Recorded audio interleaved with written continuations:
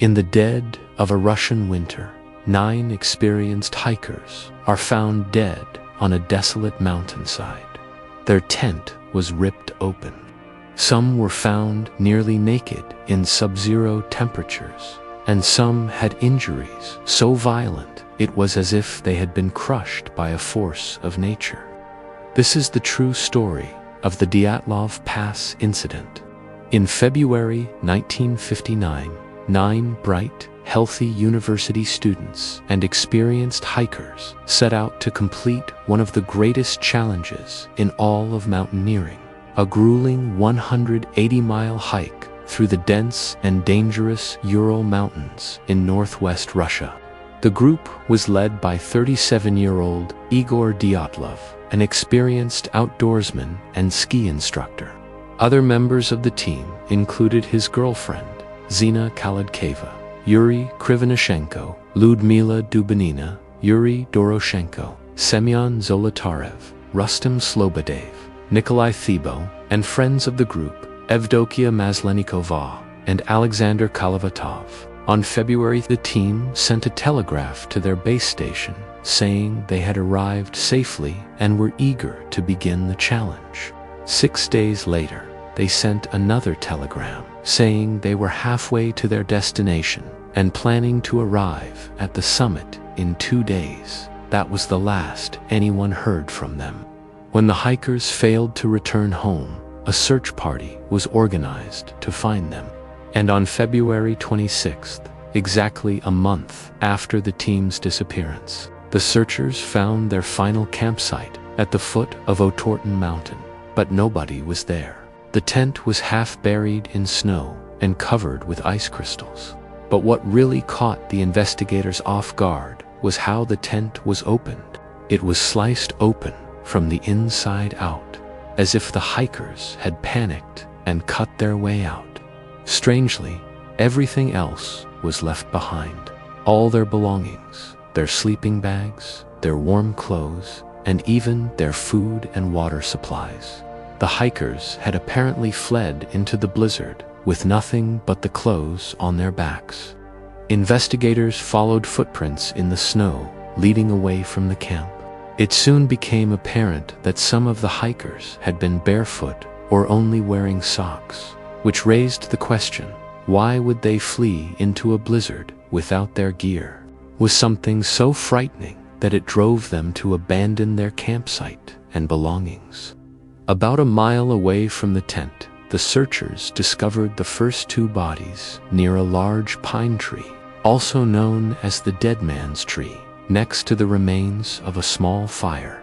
Both victims had apparently succumbed to exposure after fleeing the camp. They were dressed only in their underwear, which shocked the Soviet authorities, who immediately concluded that the hikers must have lost their minds. But the discovery of the next 3 bodies between the tree and the tent offered a different explanation. It seemed that these hikers had been trying to get back to the camp when they froze to death, but the real mystery was buried under 15 feet of snow. 2 months later, in April, the last 4 bodies were discovered in a ravine. After such a long time, it was impossible to get DNA results. So the authorities identified the bodies by clothing. And once the medical examiners got the bodies back to the city, they made a horrifying discovery. One of the victims had a crushed skull. 2 others had their chests caved in with the force of a car crash. And one of them was missing her tongue. But strangely, there were no external wounds. There were no signs of a fight. It was as if the hikers had been put through some kind of horrific industrial accident. With 9 bodies now recovered, the Soviet government launched an investigation.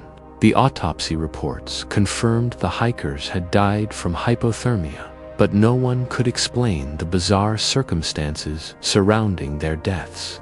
The investigation continued for over a year, with officials interviewing hundreds of people and analyzing every piece of evidence, but they found nothing that could explain what happened to the Dyatlov hikers. In January 1960, the Soviet investigation was abruptly closed. As far as the official story goes, the cause of death was a compelling natural force. The case files were kept under wraps for decades, only surfacing briefly in the late 1980s before being classified again. With no answers from the government, conspiracy theories quickly emerged. The most popular one among locals was that the hikers stumbled upon a secret Soviet weapons test, like a nuclear explosion or a new radar weapon. A few weeks before the incident, the Soviet Union was indeed testing a new type of radar called the blind side that created invisible standing waves in the air. Some believe the hikers were caught in the middle of a test, and the radar waves caused their equipment to malfunction and injured their internal organs. Others say they were vaporized by a nearby explosion. In 1990, a journalist broke the story of the Dyatlov Pass Incident to the public. More investigation ensued, but the records from the original investigation had been lost. Now, over 6 decades later, it's up to us to sift through the evidence and decide what really happened on that frozen mountainside. So let's go through the main theories, starting with the most popular one, the secret weapon theory. It's true that the Soviets were developing new radar technologies that could have theoretically harmed the hikers. In fact, one eyewitness reported seeing a bright light in the sky the night the hikers disappeared. But there are problems with this theory. First, the symptoms of the hikers don't quite line up with the potential effects of experimental weaponry. It's unlikely that invisible radar waves would leave physical injuries like broken bones or a missing tongue. Second, the timing doesn't add up.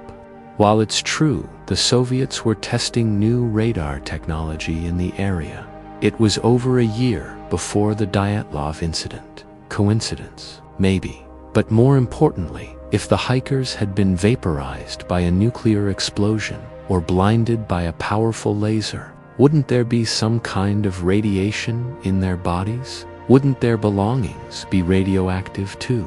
Yet none of that was ever detected. Okay, what about those terrifying infrasound waves? We know that sound can travel at speeds of 1,100 miles per hour. But did you know it can also travel at much slower speeds, as low as 2 miles per hour? These are called infrasound waves because they're below the range of human hearing. And while they can't physically harm someone, they can impact our brains in some pretty scary ways. Some of the effects include panic, nausea, disorientation, and even hallucinations. So what if something like this happened to the Dyatlov hikers? Did they hear a distant rumble, possibly a rock slide or an avalanche, and become irrationally afraid that the mountain was collapsing around them? They cut open the tent, ran down the mountain, then froze to death in the blizzard. But there's no evidence of katabatic winds in the area, and eyewitnesses say the weather was unusually calm that night. Also, would a freak wind event stop the heart of one victim and break the ribs of 2 others? Again, probably not. How about a rock slide or avalanche? Could that have given the hikers their injuries? Well, avalanches are a common danger in the Ural Mountains, but experienced hikers like the Dyatlov team would know how to escape them. Plus, the injuries just don't match. While some of the victims had minor cuts and bruises consistent with an avalanche, others had life-threatening chest injuries that would require massive amounts of force. There's also the issue of the tent. It was completely destroyed from the inside out. Experienced hikers would know that the safest thing to do during an avalanche is to keep calm, stay inside the tent, and wait for it to pass. Instead, the Dyatlov team cut open the tent, and fled, except for the 3 who froze to death trying to get back to the tent. What about the paranormal? According to the local Mansi tribesmen, the spirits of the mountains can lure unsuspecting hikers away from their camp. Some even whisper about a Russian Yeti living in the mountains, which might explain the disturbing injuries and missing tongue. But there's no evidence to support these claims either. In the end, no single theory perfectly explains all the bizarre facts of the Dyatlov Pass incident. It may never be possible to know exactly what happened on that frozen mountainside all those years ago. And in the meantime, the 9 empty graves remain a testament to one of history's most chilling and enduring mysteries. But what do you think happened to the Dyatlov hikers? Please share your most convincing theory in the comments below. And while you're down there, remember to hit the like button to support our channel. Also, be sure to hit the share button to share this spooky mystery with a friend. Finally, if you love diving into creepy mysteries and unsolved cases, please subscribe to our channel, Whispering Tomes, where we bring you new full-length mysteries every week. Until next time, sleep tight.